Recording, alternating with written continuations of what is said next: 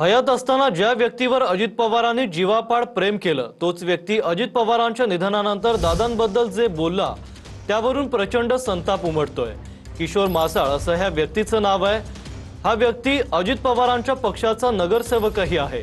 तोच व्यक्ती अजित पवार मेला त्याचा मला काहीही फरक पडत नाही असं विधान एका क्लिपमध्ये करतोय। विशेष म्हणजे याच किशोर मासाळचा अजित पवार अनेक सभांमध्ये उल्लेख करायचे। अनेक जाहीर सभांमध्ये अजित पवार ह्याच किशोर मासाळचं कौतुकही करायचे। अजितदादांच्या आवडत्या लोकांच्या यादीतही एक हा व्यक्ती होता। मात्र एखादा व्यक्ती गेल्यानंतर राजकारणात लोक किती कृतज्ञ असतात याचं प्रमुख हे उदाहरण आहे। तारीख 24 आहे, उद्या 25, 26 ला सुट्टी नाही, उद्या पण सुट्टी आहे, उद्या आणि परवा सुट्टी आहे। त्याच्या वेळेस त्यांना अजून काहींना समजावून सांगण्याचा प्रयत्न करता आला तर करा। ज्यांचं जे ऐकतील त्यांच्या मार्फत सांगण्याचं काम केलं। किशोर मासाळाला गेले तर किशोरचं पण ऐकलं काही जण, तर त्या पद्धतीनं आपल्याला सगळ्यांना हे करायचं। हॅलो हॅलो, बोला ना। काय काम नाही माझं, असंच केलंय। बोल, काय म्हणता? काय म्हणायचं नाही मला, बोल। अयो आज काय काम नाही असंच केलं आणि बोल म्हणजे तुम्ही आज येणार होते ना मुंबईला? ती माझं मी बघेल ना। आहे का आता? मग बोल। पत्र द्यायचं होतं ना तटकरे साहेबांना। अजित पवारला दिलं तरी मला काय फरक पडायचंय? आता वर जावं लागेल त्यासाठी मला।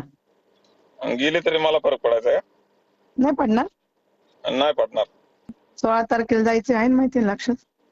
नाही यायचं काय माझं संबंधित। का बरं नाही यायचं? नाही यायचा। कसं नाही येणार? आपण एखाद्या देवाला कशाला जातो? बिअर मारले 3 3 मध्येच एवढी चढली का? मला पाठवत जा ना रोज 3 बिअरचे पैसे। हा सोम, हा नाही केली ऑर्डर झोमॅटोवरनं। हा हो सांगते मी। नाही मी करते, ब्लिंकिट वरनं करते मी।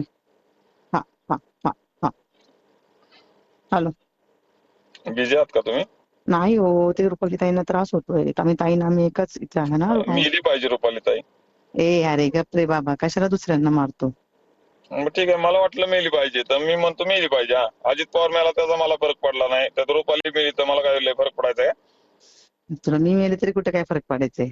हा, तू मेली तरी मला नाही फरक पडायचा। पुढं संपत मग काय, कशाला लोड घेतो तू? जाऊ दे आपलं काय। तर या सगळ्या प्रकरणानंतर किशोर मासाळ यानं माफीही मागितली आहे।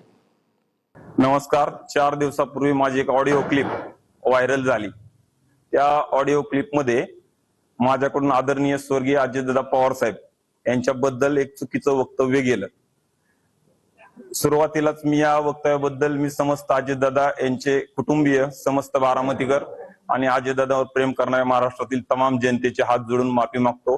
तसा व्हिडिओ पण माफीचा मी गेल्या 2 दिवसापूर्वी आपल्या प्रसिद्धीसाठी दिला होता।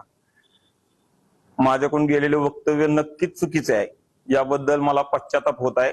या विषयावरून सध्या बारामती नागरिकांच्या भावना तीव्र आहेत, परंतु माझ्या या वक्तव्याच्या आडून राजकारण होत आहे। सदर घटनेत मला पश्चाताप झाला असून त्याचे प्रायश्चित्त म्हणून मी उद्या 9/6/2026 रोजी सकाळी 8:45 पासून स्वर्गीय अजितदादा यांच्या अपघात घटनास्थळी 1 दिवसाचा अन्नत्याग करून आत्मक्लेश करणार आहे। नजर चुकीने माझ्या तोंडातून शब्द गेला ना, मी तो मान्य करतोय। त्याची पूर्ण ऑडिओ क्लिप मला अजूनही ऐकायला